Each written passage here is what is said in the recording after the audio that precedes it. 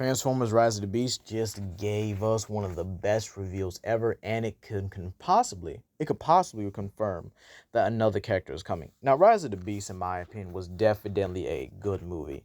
Not great, but it was good. It definitely felt like it had a lot of stuff added to it, and I definitely think they should have kept at least the transit fight in it, because it would have made a ton more sense for the Decepticons to still be present in this movie.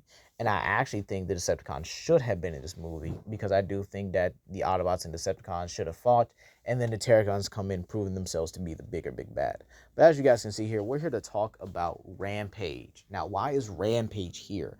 How did he even get mangled up and just ripped apart like that? Because this seemed very personal, in my opinion. And this was a concept art where the humans were supposed to discover Rampage, and he, like temporarily activates or temporarily awakens. And then this gives Rhinox and Cheetor that kind of like alert that, hey, somebody else is here.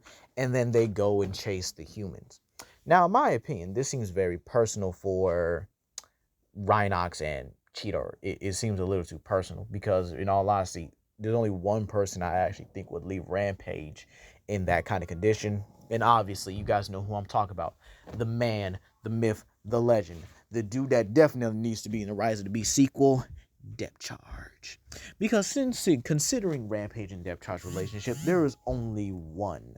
And I mean only one way this could have went down. And I mean, whew. I hope y'all ready for this theory, because, again, we do have evidence that in this verse, there were other Maximals. Depthcharge, Rat Trap, Tigatron, maybe even Silverbolt was here as well. Albeit Silverbolt is a Fusor, and I think he would actually be perfect as a Griffin rather than a wolf, bird, whatever he was. I think they should actually make him an actual Griffin to make it make a lot more sense. Now, with Rampage and Depthcharge's relationship, something always kicks it off to start their blood feud, this rivalry, or this one-sided rivalry.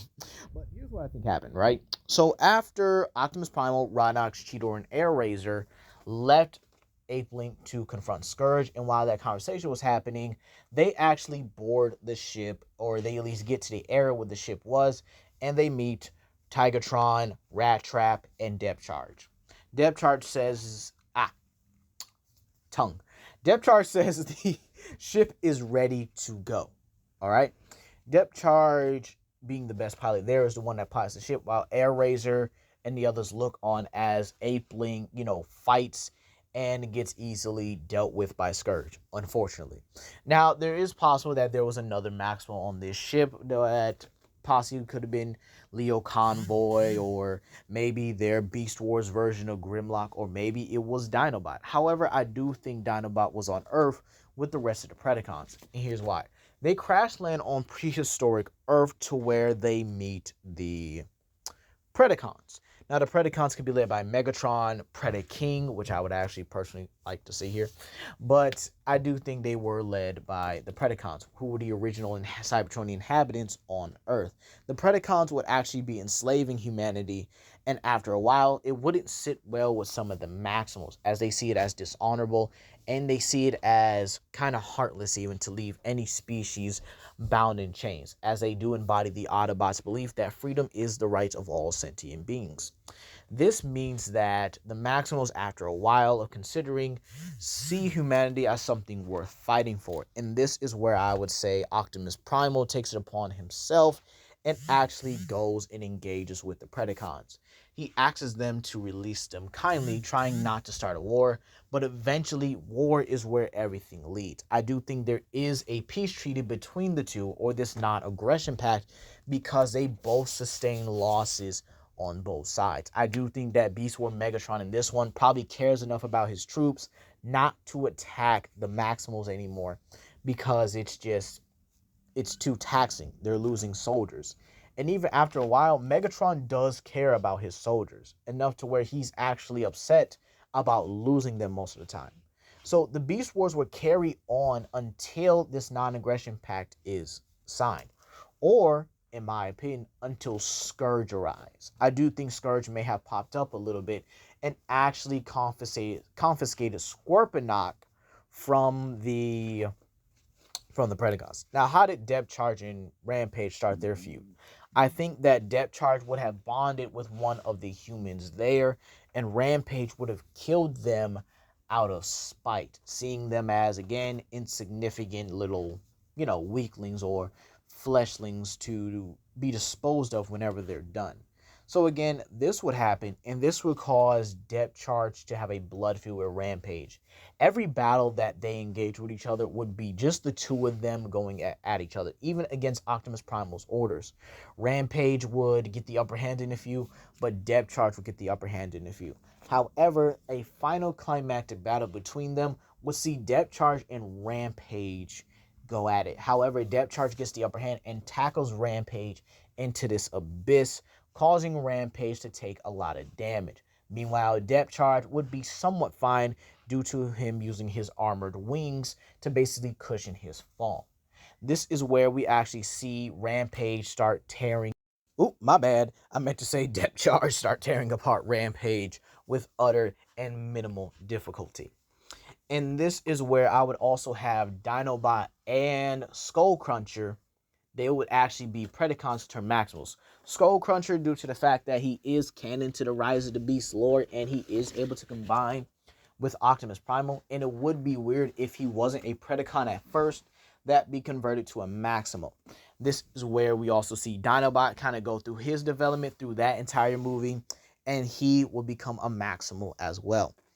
Meanwhile, Depthcharge would actually be getting to the, I guess you could say, to the bone of Rampage here. Rampage is literally unable to defend himself because of the fall he took, and Depthcharge is beating him mercilessly, tearing him apart limb from limb, and he's doing it slowly, painfully, to the point where he wants Rampage to feel everything that has transpired. He wants him to know how the humans felt, how he felt when he saw that human die to his human, and he makes Rampage suffer for it. It gets to the point where a Maximal actually comes along and stops him. This could be Silverbolt, it could be Tigertron, it could be someone that, any Maximal come down and tell him that this isn't right, this isn't what he should be doing, that he has to be better than this. He has to be better than the Predacons that they're fighting. And I think Depthcharge would relent, leaving Rampage in the condition that he's in down that hole. Now, how do the Maximals get separated? I know some of you guys are going to ask that anyway. So how do I think the Maximals get separated entirely? Now, I do think that there's an extinction. All right? I do think that this happens. There is an extinction event that goes down. And considering the Predacons are more reptilian, it's very possible that this is the, I guess you could say, the Cretaceous extinction, the dinosaur extinction or whatever.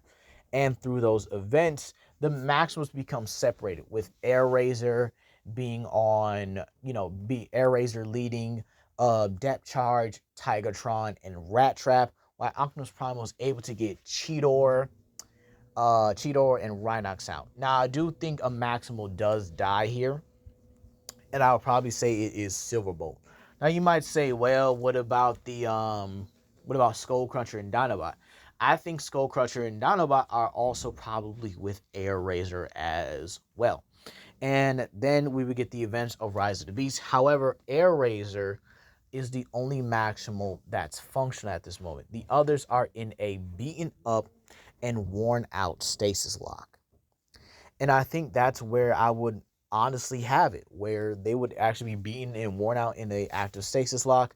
But with Unicron arriving, it's able to pretty much jolt the planet's Energon back to life, reviving them all.